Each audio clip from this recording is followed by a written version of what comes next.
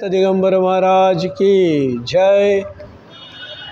ಗುರುಬಂಧುಗಳೇ, ಬಿಜಾಪುರದ ಆಶ್ರಮ ಬಹಳ ವಿಶೇಷವಾದಂಥದ್ದು ಅಂತ ನಾವು ಹೇಳ್ತಾ ಇದ್ದೀವಿ.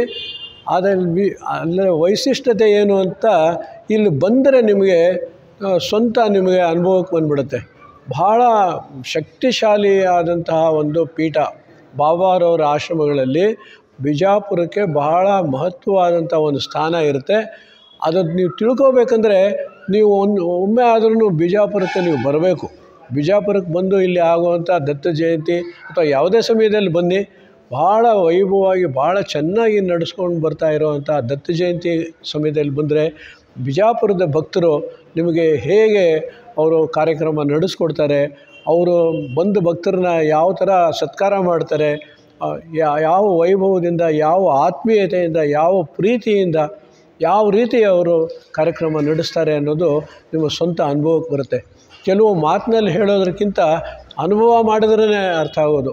ಮಾವಿನ ಹಣ್ಣು ಇಷ್ಟು ಸಿಹಿ ಇದೆ ಅಂತ ಎಷ್ಟೇ ದೊಡ್ಡ ಪುಸ್ತಕದಲ್ಲಿ ಬರೆದು ಅದಕ್ಕೆ ಚಿತ್ರ ತೋರಿಸೋದ್ರ ಬದಲಿಗೆ ಒಂದು ಸಣ್ಣ ತುಂಡು ಮಾವಿನ ಹಣ್ಣಿನ ಪೀಸು ಬಾಯಲ್ಲಿ ಹಾಕ್ಬಿಟ್ರೆ ಅದ್ರ ಸೊಗಸೇನು, ಅದ್ರ ರುಚಿ ಏನು, ಎಲ್ಲ ಸುವಾಸನೆ ಎಲ್ಲ ವೇದ್ಯ ಆಗಿಬಿಡುತ್ತೆ, ಅರ್ಥ ಆಗಿಬಿಡುತ್ತೆ. ಅದೇ ರೀತಿ ಬಾಬಾರವರು ಬಿಜಾಪುರ ಆಶ್ರಮಕ್ಕೆ ನೀವು ಒಮ್ಮೆ ಬಂದರೆ ಬಿಜಾಪುರದ ಭಕ್ತರು ಏನಿದ್ದಾರೆ, ಬಿಜಾಪುರದಲ್ಲಿ ಆರತಿ ಕಾರ್ಯಕ್ರಮ ಹೇಗೆ ನಡೆಯುತ್ತೆ, ಬಿಜಾಪುರದಲ್ಲಿ ಭಕ್ತರು ಹೇಗೆ ನಡ್ಕೋತಾರೆ, ಬೇರೆಯವ್ರ ಜೊತೆ ಹೇಗೆ ನಡ್ಕೋತಾರೆ, ಅವರು ಬಿಜಾಪುರದಲ್ಲಿ ಬಂದಾಗ ನಿಮಗೆ ಬಾಬಾರವರ ಅನೇಕ ಪವಾಡಗಳು, ಅವರೇನು ಲೀಲೆಗಳಾಗಿದೆ ಅದರ ಅನುಭವ ನಿಮಗೆ ಸಹಜ ಚಿತ್ರಣ, ಫಸ್ಟ್ ಹ್ಯಾಂಡ್ ಇನ್ಫಾರ್ಮೇಷನ್. ಅಂಥದ್ದು ನೂರಾರು ಎಕ್ಸಾಂಪಲ್ಸ್ ಇವತ್ತು ಇದ್ದಾರೆ. ನಮ್ಮ ಅದೃಷ್ಟ ನೂರಾರು ಸಂಖ್ಯೆಯಲ್ಲಿ ಬಾಬಾ ಅವ್ರ ಜೊತೆ 40-50 ವರ್ಷ ಇದ್ದು ಅವ್ರ ಲೀಲೆಗಳನ್ನ ನೋಡಿ ಅನುಭವಿಸಿರೋರು ಇವತ್ತು ಇದ್ದಾರೆ. ಆದ್ದರಿಂದ ನೀವು ಬಿಜಾಪುರ ಆಶ್ರಮಕ್ಕೆ ಬಂದರೆ ಅದೆಲ್ಲ ನಿಮಗೆ ಅನುಭವಕ್ಕೆ ಬಂದ್ಬಿಡುತ್ತೆ. ಆವಾಗ ನಿಮಗೆ ಬಾಬಾರವ್ರ ಶಕ್ತಿ ಏನು ಅಂತ ಸಹಜವಾಗಿ ಚೆನ್ನಾಗಿ ಅರ್ಥ ಆಗುವಂಥ ಸಾಧ್ಯತೆ ಇರುತ್ತೆ. ಹಾಗೆ ಈ ಬಿಜಾಪುರದ ಆಶ್ರಮ ಇಷ್ಟು ಚೆನ್ನಾಗಿ ನಡೀತಾ ಇರೋದಕ್ಕೆ ಅಥವಾ ಈ ಆಶ್ರಮ ಶುರು ಆಗೋದಕ್ಕೆ ಬೇಕಾದಂಥ ನೂರಾರು ಸಾವಿರಾರು ಭಕ್ತರಿದ್ದಾರೆ. ಅದರಲ್ಲಿ ಮುಖ್ಯವಾಗಿ ಕೆಲವು ಹೆಸರು ಹೇಳಬೇಕಂದ್ರೆ ನಾವು ಹುಣಸ್ಯಾಳ ಸಾಹೇಬ ಇರ್ಬೋದು, ಹುಣಸ್ಯಾಳ ಗೌಡ್ರು ಇರ್ಬೋದು, ಈ ಇಂಡಿ ಸಾವ್ಕಾರ್ ಇರ್ಬೋದು, ಆಮೇಲೆ ಸಿಂದಗಿ ಸಾಹೇಬ ಇರ್ಬೋದು, ಅಥವಾ ಬಿ ಜೆ ಪಾಟೀಲ್ ಮಾಸ್ತರ್ ಇರ್ಬೋದು, ಯಾಳ್ಗಿ ಮಾಸ್ತರ್ ಇರ್ಬೋದು, ಅಥವಾ ಸಿಂಗೆ ಅವರು ಇರ್ಬೋದು.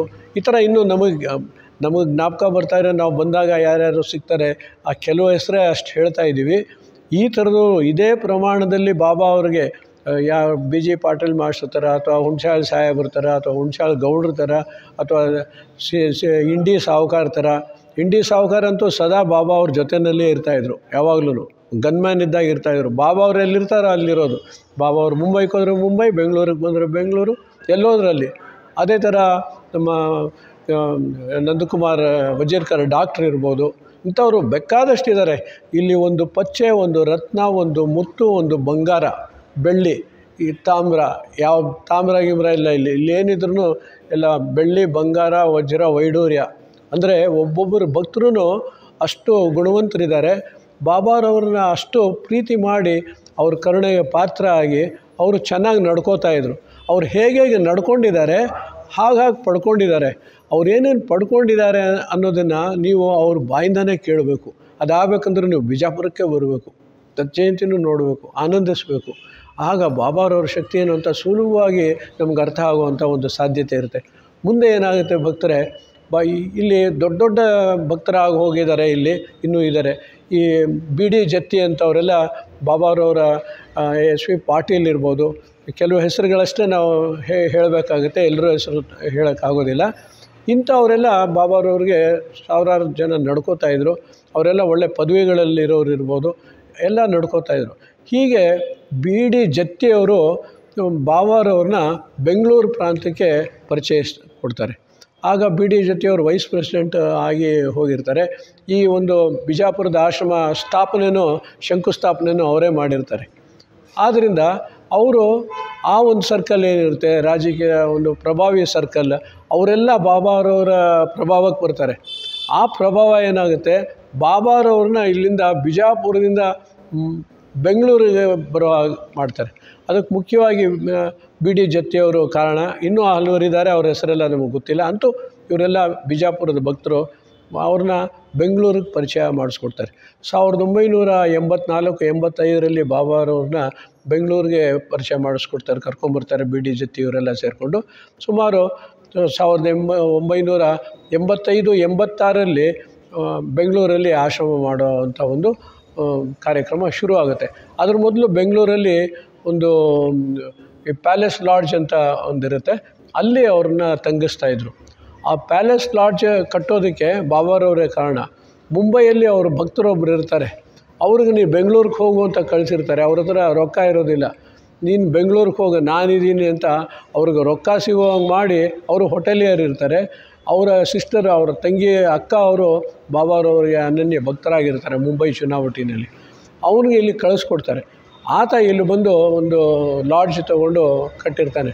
ಅದಕ್ಕೆ ಪ್ಯಾಲೇಸ್ ಲಾಡ್ಜ್ ಅಂತ ಇದೆ.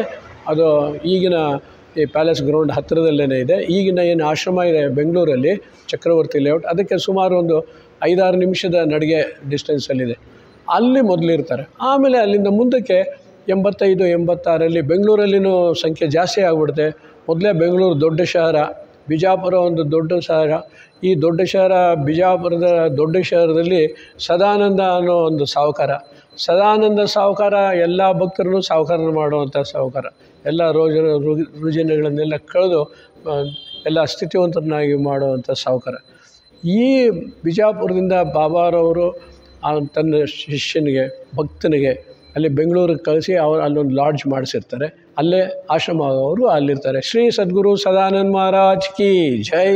ಬಿಜಾಪುರವೆಂಬ ದೊಡ್ಡ ಶಹರ, ಇಲ್ಲಿ ಸದಾನಂದನೆಂಬ ದತ್ತಾವತಾರಿ.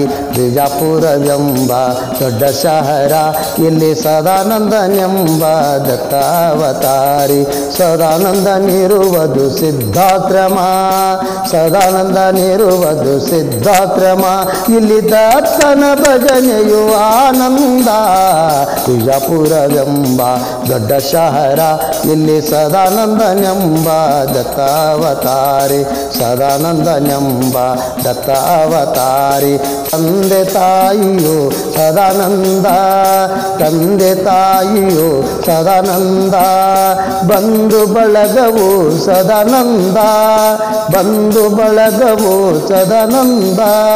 ಶ್ರೀ ಗುರುದಾತ ಸದಾನಂದ, ಶ್ರೀ ಗುರುದಾತ ಸದಾನಂದ. ಸದ್ಗುರುನಾಥ ಸದಾನಂದ. ಬಿಜಾಪುರವೆಂಬ ದೊಡ್ಡ ಶಹರ, ಇಲ್ಲಿ ಸದಾನಂದನೆಂಬ ದತ್ತಾವತಾರಿ. ಸದಾನಂದನಿರುವುದು ಸಿದ್ಧಾಶ್ರಮ, ಸದಾನಂದನಿರುವುದು ಸಿದ್ಧಾಶ್ರಮ. ಇಲ್ಲಿ ದತ್ತನ ಭಜನೆಯು ಆನಂದ.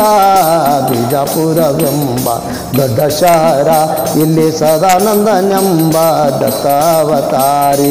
ಜೈ ಜೈ ಶ್ರೀ ಹರಿ ಸದಾನಂದ, ಜೈ ಜೈ ಶ್ರೀ ಹರಿ ಸದಾನಂದ. ಜಯತು ಜಗದ್ಗುರು ಸದಾನಂದ, ಜಯತು ಜಗದ್ಗುರು ಸದಾನಂದ. ಶ್ರೀ ಗುರುದಾತ ಸದಾನಂದ, ಶ್ರೀ ಗುರುದಾತ ಸದಾನಂದ. ಸದ್ಗುರುನಾಥ ಸದಾನಂದ. ಬಿಜಾಪುರವೆಂಬ ದೊಡ್ಡ ಶಹರ, ಇಲ್ಲಿ ಸದಾನಂದನೆಂಬ ದತ್ತಾವತಾರಿ. ಬಿಜಾಪುರವೆಂಬ ದೊಡ್ಡ ಶಹರ, ಇಲ್ಲಿ ಸದಾನಂದನೆಂಬ ದತ್ತಾವತಾರಿ. ಸದಾನಂದನಿರುವುದು ಸಿದ್ಧಾಶ್ರಮ, ಸದಾನಂದನಿರುವುದು ಸಿದ್ಧಾಶ್ರಮ. ಇಲ್ಲಿ ದತ್ತನ ಭಜನೆಯು ಆನಂದ. ಬಿಜಾಪುರ ದೊಡ್ಡ ಶಹರ, ಇಲ್ಲಿ ಸದಾನಂದನೆಂಬ ದತ್ತಾವತಾರಿ. ಸದಾನಂದನೆಂಬ ದತ್ತಾವತಾರಿ, ಸದಾನಂದನೆಂಬ ದತ್ತಾವತಾರಿ.